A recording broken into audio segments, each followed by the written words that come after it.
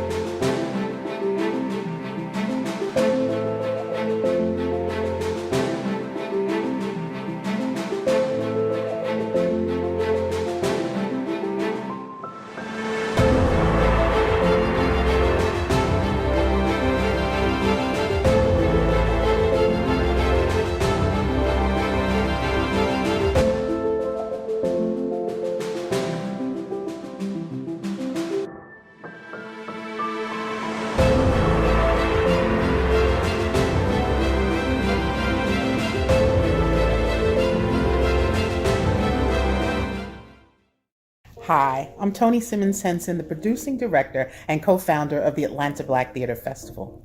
I believe that providing a safe space for Black artists to grow, develop, and thrive is the most important and impactful social movement of today. Hate, fear, bullying, marginalization, and dehumanization are the current practices that have unfortunately become societal norms in the U.S. The ABTF has a history of collaborating with and providing opportunities for over 3,000 independent artist entrepreneurs. And we've done this for the past decade. We have provided a springboard for careers and led tens of thousands of patrons towards healing by making them feel affirmed, loved, and accepted. Our spaces are sacred. They are pivotal to the survival of our community.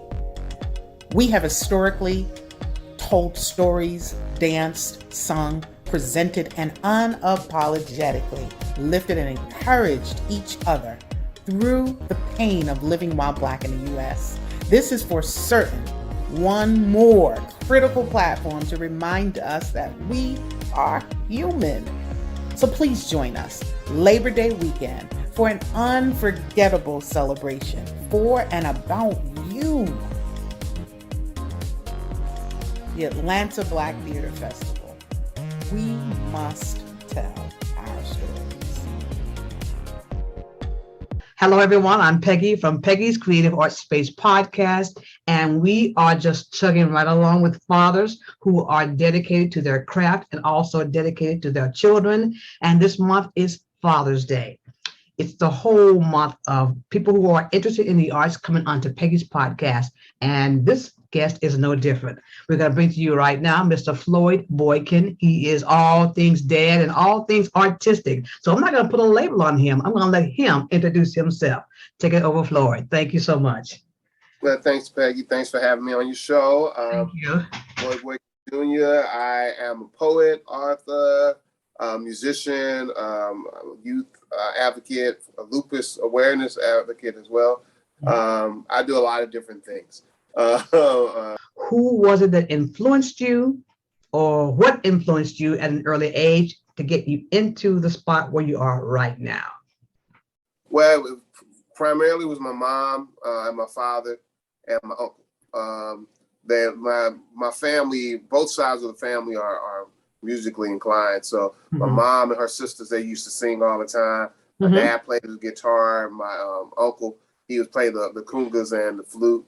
You know, so I got to see that growing up, and it was just a natural thing for me as a kid, you know. So I did not necessarily know that other families weren't doing what we were doing, but we were just, you know, expressing ourselves through music, you know. Is there one particular teacher, though, maybe that you were drawn to that said, okay, this kid's going to be something when he grows up or whatever? Do you remember a special time in school where a teacher took interest in you or just pushed you on or whatever? And with me, I started really listening to music like, you know how people record back in the day. I mean, I'm 51, so back in the day, people recorded off the radio, Yeah. and that's how they made their tapes, you know. But I was listening and recording off the theme music from TV shows like Battlestar Galactica, Buck Rogers, Yeah. Star Wars, Superman, things like that. And I would listen to those on audio tapes.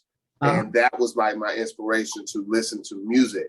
How many instruments do you play? And do you do other forms of art, such as, writing and poetry and stuff like that, which is on your Facebook page? So tell us a little bit about.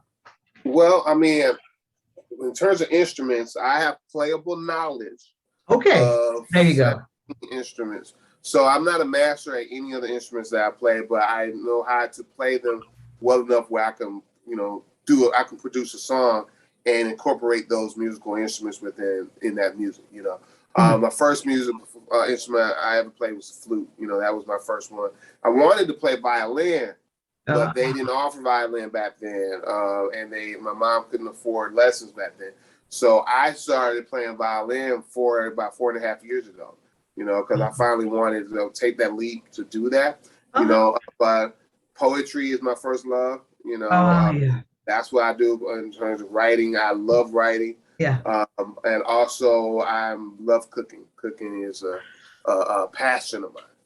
Wow, that's awesome. So you are an author of the spoken word. So tell us about the one that I read about, which is what is Knowing Your Bliss. Give us a little bit about that particular book. So Know Your Bliss is part of a 3-part series. It didn't start off that way, but that's what it is. It's a 3-part series. I started off with, I have 9 published books. 6 of those books are poetry books, my poetry collection. And then you got 3 books that are self-care and self-help. So you got Create Me a Better Me, Conversation with a Self-Transformation. That was my first self-help book. You. Yeah, create Me a Better Me. That was the first self-help. Okay. The second one was Know Your Bliss, Building Love and Internally Strengthening Self. That was a follow-up to Create Me a Better Me.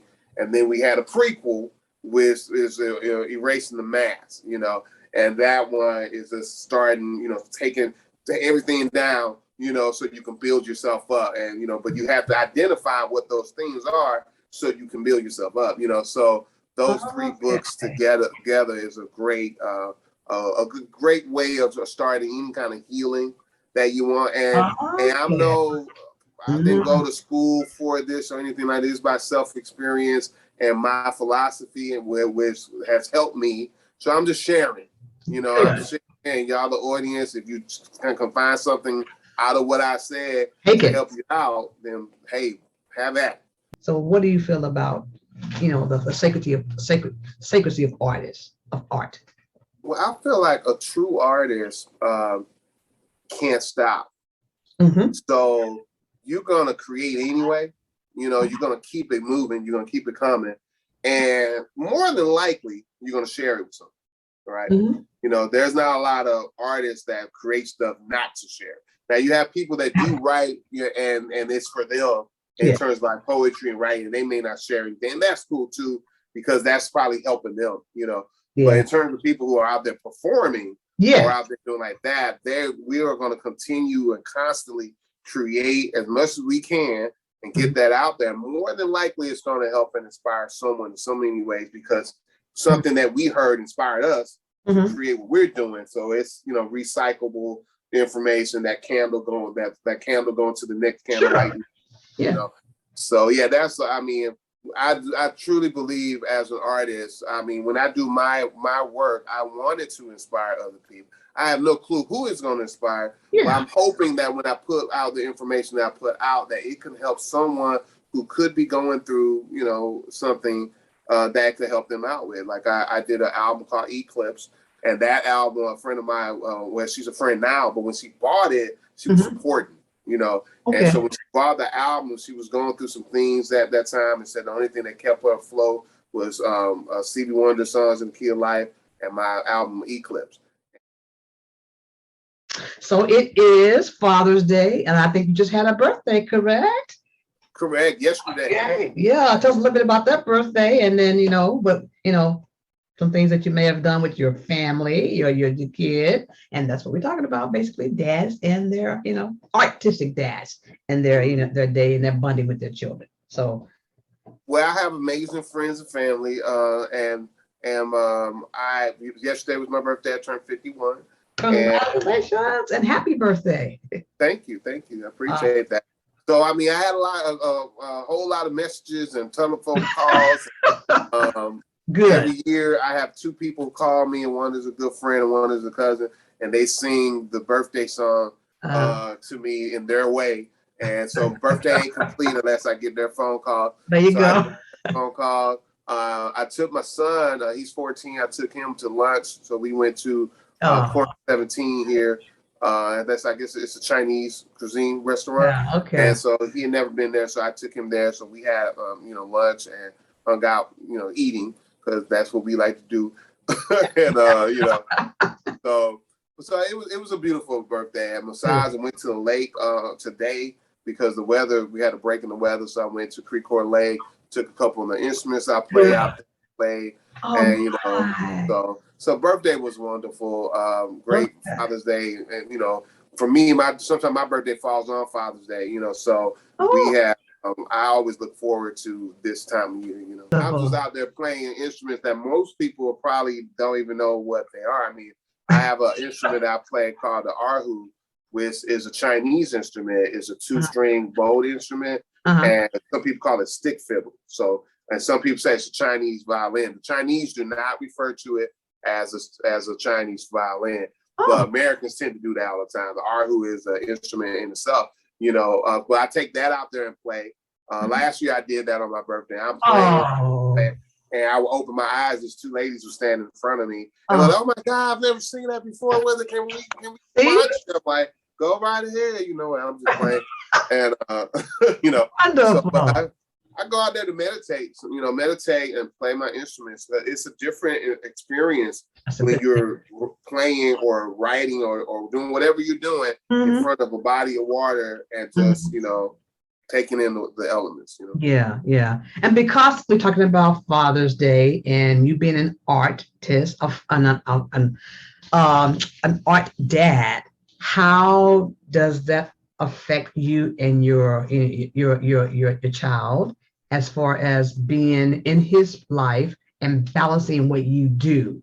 Because some of the artists that I have on my show, they have to do a lot of traveling or ready for the next gig. So sometimes it takes them away from that. But how does it affect you in your situation? And see how. So ironically, the arts don't take me away from my son. Unfortunately, my work does. He's not interested in playing instruments, but he is a singer. He's also dancing. So he does have art in him, he just don't want to play the instrument. So or can you share with us basically when you've actually had to step right in and protect your child from something or introduce him to something that, you had to do it?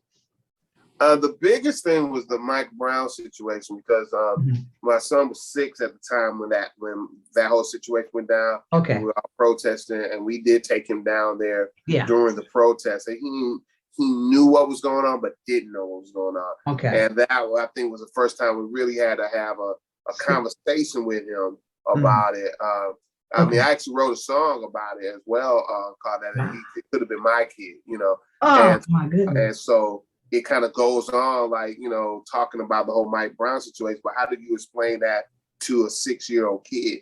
Yeah. And they're seeing all these images on TV, and not only that case with Mike Brown, but there was a whole lot of things that were being recorded, police brutality, things that were going on, and my son is seeing that kind of stuff. So we had to have a hard conversation with him, but we needed him to be able to express himself as well. So now, as far as his future, are you guiding him? I know you say he doesn't want to play any instruments or whatever. Are you well with just letting him do what he wants to do? He's only 60, you say now, or whatever? Well, he'll be 15 this year. 15. So okay. I'm very much in support of what he wants to do.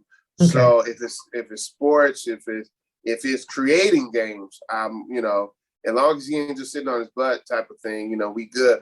So the future, what's the future like for Floyd Boykin in your creativity, in guiding your child? What's it like for you? What do you think about doing next or continuing? Well, I mean, the poetry is always going to be upfront with what I do as an artist. Okay. But I'm also now incorporating musicianship within my artistry. So as I mentioned, I played 17 different instruments. Yes, that's a lot. That's a lot to deal with. But, I love it. Well, I dig it. You know, like I said, I'm not a master, but I mean, a lot of it are different cultural type of instruments. So that I have, like, when somebody asks me how many instruments I play and I send them a list, they're like, well, I haven't heard of most of these instruments, you know, because I'm playing Chinese instruments and Peruvian, African, you know, different things like that. And like, for instance, I'm going to show you some. I'm not going to play. I'm going to show you a couple. This instrument right here, which is a halusi or halusa, it depends on, you know, different way. But we say it looks like a halusi, you know. And so it's a gourd instrument. It's a flute. This is a flute. Wow. With 3 pipes, you know what I'm saying, like that. And it's a beautifully sounding instrument, you know. So I play that while I'm out sometimes on some of my pieces, and nobody know what it is. And I enjoy it because it's a conversation. Look, can you tell me about that instrument, you know? Yeah. And this right here is a quena. This is also a flute, but it's Peruvian. Oh, okay. Straight from Peru. Wow, that's wonderful. So, like, when I'm doing poetry, you don't often see poets playing instruments when we perform. Every so often you do, but you don't see it too frequently. And if you do see it, it probably is a recognizable instrument. It might be a violin or a guitar, perhaps. But you don't see Chinese instruments, erhus and halusis. And, I can't even pronounce it. Right. Okay. And I did it recently, and what was real cool when I got off the stage is one guy was like, because I didn't introduce the instruments, I just started playing. I was like, he was really interested in what those instruments were. Wow. So those were conversations I had off the stage, you know.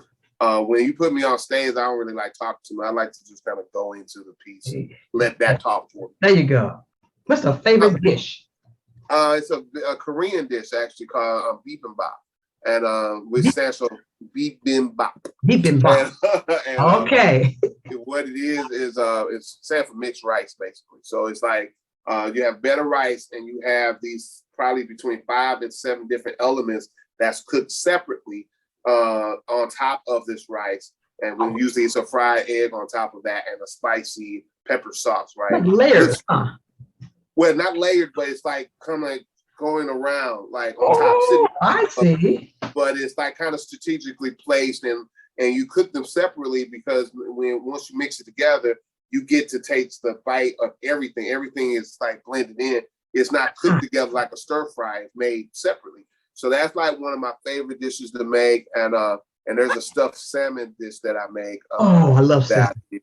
That one's probably one of my favorite that other people have tried because it has feta, spinach, basil, and sun-dried tomatoes is in there. And you bake it like 25 minutes, and it's just amazing. It's heavenly. Love it. What can you share with the dad that you would like to just give him a tip on, or whatever? I don't know. Just shoot from the hip. Well, I mean, I want to, say Happy Father's Day to my father. You know, he's an amazing man, and most people want my dad as their father too. They love my dad, and that's an awesome dude. So I'm thankful for him. I just want to say that we just need to show more love to fathers, period, because there's a lot of great fathers out there. I mean, we hear so much about the fathers that abandon their fathers and their kids, and that's not the deadbeat dad. We hear about that, but we don't put enough energy towards the dads that are there. And I gotta believe, I haven't researched this, I gotta believe there's more fathers out there that's doing what they're supposed to do that's not. That's not. You know, but just like bad cops, we hear about bad cops more than we hear about good cops. And I gotta believe there's more good cops than there are bad cops. So I feel the same way about fathers, you know what I'm saying? So we got to show more love, put more love into the fathers and uplift them. I'm on Facebook as Floyd Boykin Jr. and I got Floyd Boykin Jr. 2 two pages, Instagram, LinkedIn. On Instagram, I'm SpokenVizions as well on TikTok. I'm just not getting into TikTok, so I'm on there. And I'm doing most of the stuff on TikTok. You know? Okay. Awesome. Oh, also my podcast. I'm sorry. Podcast. I got my podcast called the Exchange Podcast. It's audio, you know, but you can check it out on Apple Podcasts, Spotify, Anchor Podcasts, Google Podcasts. And we talk about relationships. I interview artists on there. Me and my co-host, Serena Roberts, we talk about relationships so you can have that masculine and feminine energy about relationship, both perspectives. And then sometimes I'm on there by myself just doing a motivational podcast. That is so wonderful. Well, we've had a good round lesson about Floyd Boykin in St. Louis, Missouri. Thank you so much, Floyd, for being on Peggy's Creative Art Space podcast. And audience, if you've heard that, get in touch with this man. He is everything artistic, and that's what we want to be here on the podcast. Thank you so very much, Floyd. Peace out and have the rest of your Father's Day wonderful to you. And today's creative tip in a well-written play is character arc. And that simply is when you're writing a play, you want to make sure that you write in for one of your characters or two or three or however many characters you want, the special process of going through a character arc. And that simply is like the Grinch. By the time he went through with all of that evil doings, his heart began to change and he became a nice character. So today's creative tip is write in character arc in your next play. Did you know that Charles Edward Anderson Berry was really Chuck Berry? That's right. He was an American singer, songwriter, and guitarist who pioneered rock and roll. He was nicknamed the father of rock and roll and refined and developed rhythm and blues into the major elements that made rock and roll distinctive with songs such as Maybelline, Roll Over Beethoven, Rock and Roll Music, and Johnny B. Good. He was born October 18th, 1926, and he died March 18th, 2017. Writing lyrics before he passed away that focused on teen life and consumerism, and developing a music style that included guitar solos and showmanship. Berry was a major influence on subsequent rock music. Chuck Berry was born into a middle-class black family in St. Louis, and he had an interest in music from an early age, and he gave his very first performance at Sumner High School. He was also among the first musicians to be included in the Rock and Roll Hall of Fame. Berry is also included in several of Rolling Stone magazine's greatest hits of all times. We salute you, Chuck Berry. Look, if you're like most people, you're looking forward to receiving your Social Security benefits. And you should. You've earned it. So you can get Medicare too if you qualify. But you have to apply for it by enrolling in a plan that fits your needs. So don't get stuck on when you can get the ball rolling. Call me, Bridget, CEO of BG Resource Insurance Agency at 314-915-5575 or 877-356-7277. I'll thoroughly explain what is meant by Part A, Part B, Part C, and D. And let there be no shame in your game to seek out all the help that's needed for a good lifestyle. You already paid for it. Now is the time to enjoy it. 314-915-5575 or 877-356-7277.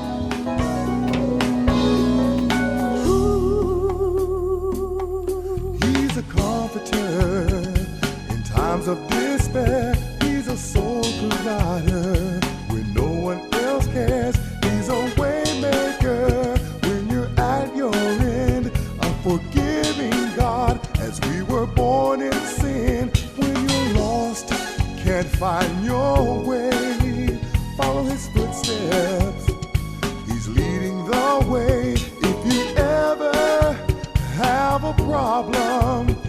to Jesus, because he will work it out. The Savior's gonna work it out. Oh, work it out. My Savior's gonna work it out. Oh, Lord. The Savior's gonna work it out. Yes, he'll work it out. Wherever you go, he'll be right there with you. When your burdens grow so heavy, well, he's the one that lifts you. And it doesn't really matter what problems come your way. Reach out and call on Jesus. Believe in your heart that he will work it out. The Savior's gonna work it out. Oh, he'll work it out. The Savior's gonna work it out. Oh, yes, he The will. Savior's gonna work it out. Today's parting thought to our fathers all over the world is courage. I'm sending a heartfelt thought of courage for you to face and fight any opposition to what you know is right. So happy Father's Day, Juneteenth, and courage to you. Because of you, I'm far from oppression. Because of you, fear doesn't come near me. Because of you, I'm more than a conqueror. Because of you, I have a peace. Peace that passes all understanding. Because of you, I can do all things. Because